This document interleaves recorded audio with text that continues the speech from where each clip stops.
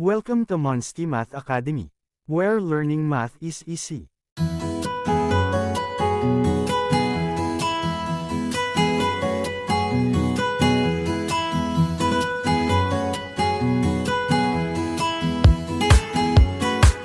Isa ka din ba sa mga nahihirapang sauluhin ng multiples of 9? Pues, para sa iyo ang videong ito.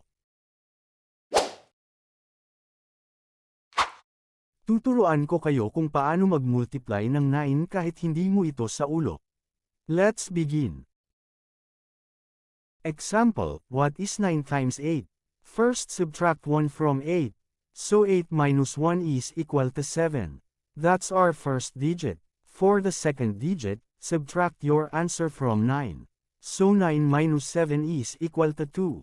So the answer is 72. Another example, 9 times 7 is